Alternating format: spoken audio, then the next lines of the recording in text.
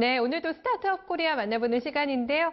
오늘은 한정우 대표 만나보도록 하겠습니다. 대표님 안녕하세요. 네, 안녕하세요. 네, 기업명이 홈스토리예요. 홈스토리 네. 생활. 네, 친숙합니다. 네, 어떤 네. 기업인지 아마 이용해 보신 분들도 분명히 있으실 것 같은데 저희 좀 기업 소개 좀 먼저 해주세요. 네. 네, 홈스토리 생활은 2014년 10월에 설립했고요. 네. 가정에서 필요로 하는 가사나 이사, 청소, 육아, 산후 등의 서비스를 필요로 하는 고객하고 또 이러한 일감을 원하는 공급자를 연결시켜주는 오토 앱 대리주부를 운영하는 기업입니다. 네, 제가 기사에서 굉장히 많이 봤어요. 대리 네. 운전이 아니라, 대리주부, 또 뭐지? 하면서 제가 좀 신선하다 하면서 봤던 기억이 나는데, 저희가 앞서서 스타트업에서 가사 청소 부분을 봤던 것 같은데, 뭐 육아나 뭐 이사까지 다 이렇게 네. 좀 토탈로 서비스를 해주시는 게 조금 특이하지 않나 싶습니다. 가장 궁금한 게 이 대리주부, 네. 대리주부 서비스는 어떤 건가요, 대표님? 네. 대리주부는 크게 서비스가 이제 앞서 말씀드린 것처럼 가사나 이사, 육아, 청소 등으로 네. 구성되어 있는데요. 가장 이제 인기 있는 서비스는 가사 서비스인데 고객의 경우 이제 가사 도우미 분들의 사진이나 뭐 프로필, 후기, 직접 확인하시고. 평점 네. 등을 확인하시고 또 가격도 확인하시고 네. 선택하실 수가 있고 또 공급자 즉 도우미 분들도 이제 위치나 자기 이동 거리, 그다음 이제 청소 범위에 따라서 본인이 원하는 가격을 제시하는 역경매 방식의 오토 앱입니다. 그게 특이하네요. 역경매 그렇죠. 방식이라는 네. 게 굉장히 신선합니다. 좀 새로운 어떤 신선한 어떤 서비스로 어떤 구성으로 해서 조금 진행된다라는 느낌이 드는데 사실 기존의 가사 도우미 시장의 문제점이 워낙에 많았잖아요. 그렇죠. 네. 어떤 분이 우리 집에 와서 일을 해주게 될까라는 어떤 그런 막연한 조금 두려움도 있었고 서로 좀 신분에 대한 어떤 뭐라고 그래야 될까요? 믿음이 조금 덜하다? 맞아요. 네. 네. 이런 것도 있었던 것 같아서 그 문제점을 어떻게 캐치를 하셨는지 어떤 부분들이 그래서 또 보완이 된 건가요? 네. 기존 가사 서비스 같은 경우에는 사실은 이제 크게 이제 보완할 점이나 문제점이 서비스적인 측면이 있고요. 이제 제도적 측면인데 서비스 측면에서 보면 지금은 이제 소개소들이 동네 단위에 이제 좀 영세하고 소규모 단위가 이제 파편화되어 있는 시장이고, 네. 그래서 고객들은 그 해당 소개소의 일정 요금을 부담하고 사람을 찾아주세요라고 하는 이제 기다리는 구조이고, 보통은, 네. 또 도우미 분들도 일정 요금을 페이하고 일감을 그 소개소에서만 주는 일감만 기다리는 구조였던 거죠.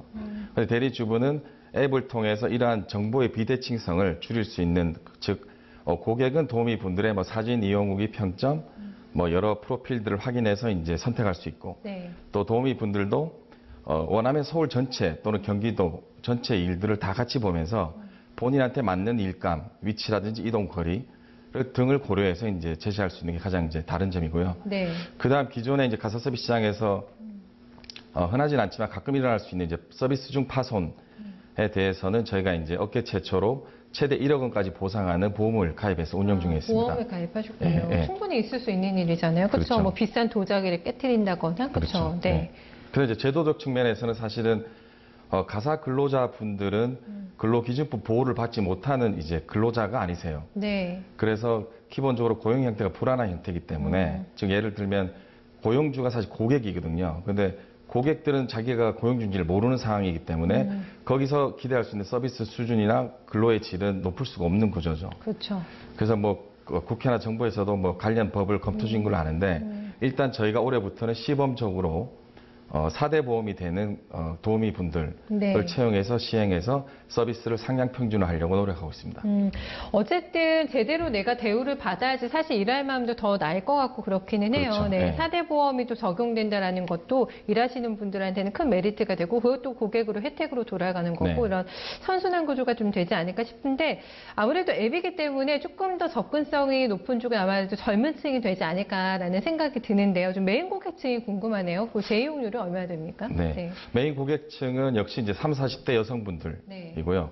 전업주부 일하시는 여성분 비율은 의외로 반반이에요. 대동소이하시고 제이용률은 저희가 크게 이제 가사 서비스 같은 경우에는 일회성 서비스가 있고 네. 주 1회 이상 이용하는 정기형 서비스가 있는데 정기용으로. 네. 네. 주 1회 이용하시는 분은 2개월이나 3개월마다 한 50% 정도의 재이용률이 있고 네.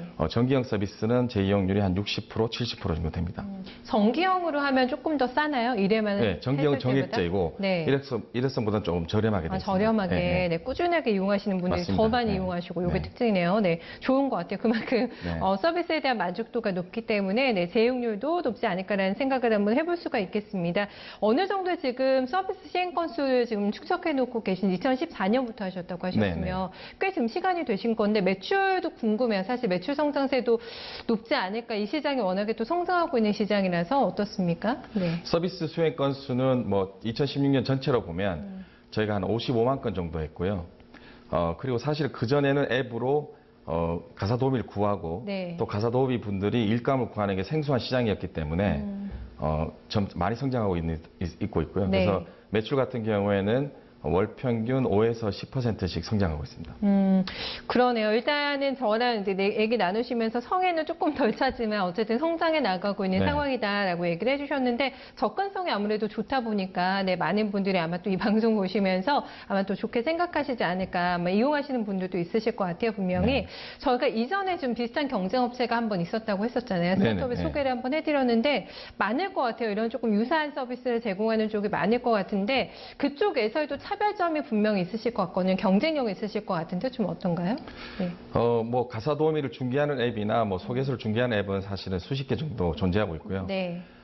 근데 결국은 고객은 우리 집에 누가 올지가 제일 중요한 사항인 거고, 그럼요. 예, 네. 공급자는 즉 도우미 분들은 하루에 일을 많이 해도 하루 2건 하시는 거거든요. 그러니까 내가 얼마나 벌지가 제일 중요한 이 두 가지가 두 키 포인트인데 네. 저희 대리주부 앱만 유일하게 앞서 말씀드린 것처럼 고객은 사전에 서비스를 받기 전에 사진이나 이용후기나 평점이나 가격 등을 비교해서 선택할 수 있고 네. 도우미 분도 자기의 위치나 이동 거리 또 청소의 범위에 따라서 네. 가격을 제시해서 매칭시켜 주고 있기 때문에 이 매칭이 이제 고도화될수록 서비스에 대한 상향 평준화가 이제 이루어지고 그래서 이제 이 복불복이라고 하는 가사 서비스 시장에 많은 인식도 전환할 수 있는 유일한 모델이라고 저희가 평가하고 있습니다. 그러니까 내가 선택할 수 있다라는 게 좋은 거고 평점이 그럼 높으신 분들 같은 경우에는 조금 더 비싼가요? 가격은 본인이 원하는 가격을 제시하는 비딩 구조이기 때문에 네. 예, 좀 높을 수도 있지만 뭐 낮을 수도 있고 또는 본인이 오전에 일이 끝나고 네. 오후에 일이 있을 경우에 그 오후에 일이 자기 오전에 끝나는 지역하고 가까우면 네. 좀 더 낮은 금액으로 제시하기도 하시기 때문에 꼭 평점이 높다고 뭐 가격이 높다고 볼 그런 수 없습니다. 거네요. 예, 예. 네, 알겠습니다. 그러니까 양쪽 모두 다 취사 선택에 그런 게 넓네요. 그렇죠? 뭐 그렇습니다. 시간이라던가 네. 비용이라던가 이런 측면에서 굉장히 편리할 것 같습니다.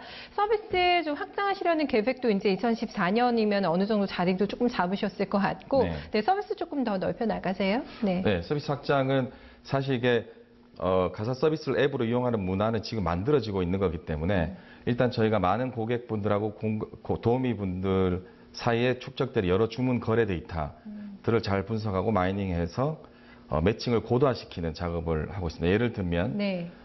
똑같은 매니저도 어느 집에 가냐에 따라서 평점이 다를 수 있기 때문에 그렇죠. 이 매니저가 잘 맞는 고객의 주문이 들어오면 이 매니저한테만 주문을 매칭시켜 준다거나 또 앞서 말씀드린 것처럼 도우미 분의 이동 거리를 고려한 주문을 보내주면 아무래도 매칭이 고도화되어서 네. 도우미 분들은 짧은 시간, 정해진 시간에 더 많은 수입을 창출할 수 있고 고객분은 원하는 도우미를 매칭할 수 있기 때문에 그러네요. 예, 네. 그 고도화 작업을 먼저 집중적으로 할 거고요. 그다음 이러한 경험을 하지 않은 고객들이 무수히 많기 때문에 프로모션을 통해서 네. 첫 경험을 늘리는 프로모션을 많이 할 거고 그다음 이용한 고객 대상으로 멤버십이나 네. 또 도우미분들 대상으로 포인트를 지급하는 포인트 쌓이는 제도. 그런 네. 제도도 이제 시행 중에 있습니다. 그래요. 나 정말 필요한데 30분 만에 갑자기 사람이 필요한데 이럴 네. 때는 이 앱을 이용하면 굉장히 매칭이 빠르겠다라는 생각이 들고 넓게 보시는 것 같아요. 더 좀 고도화된 서비스 계획 중이라고 하셨는데 중장기적인 목표 마지막으로 좀 간단하게 네, 대표님 네. 들어볼게요. 네. 지금은 여러 단체에서 추정하는 그런 가사 서비스 시장이 한 6조 정도로 보고 있거든요. 하지만 이제 오프라인 위주인 거고 그래서 앞으로 3, 4년 뒤에 뭐 2020년, 2021년까지는 7, 8조로 보고 있습니다. 그래서 네. 그 중에 저희가 예측하기로는 최소한 5에서 10% 정도는 모바라 온라인화가 될 거다. 거기서 저희가 30% 이상을 점유하는 게 1차 목표이고요. 네. 그다음 앞서 말씀드린 것처럼 수만 명의 그 도우미 분들이 수십만 가구를 방문하면서 네. 축적되는 여러 청소 노하우, 청소용품, 생활용품에 대한 리뷰들을 동영상 컨텐츠화해서 네. 대리주부 구단이라고 하는 채널을 구축 중에 있습니다. 예, 그리고 그걸 기반으로 향후에는 청소용품이나 생활용품에 대한 유통까지도 생각을 하고 있습니다. 네, 대리주부 구단 저희 기대 한번 해보겠습니다. 대표님 네. 수고 많으셨습니다. 네, 감사합니다. 네, 홈스토리 생활의 변정훈 대표 만나봤습니다. 실질적으로 많이 여러분들 활용하실 수 있는 그런 서비스를 제공하고 있기 때문에 관심 가지고 한번 이용해 보시는 것도 좋지 않을까 싶네요. 지금까지 스타트업 코리아였습니다.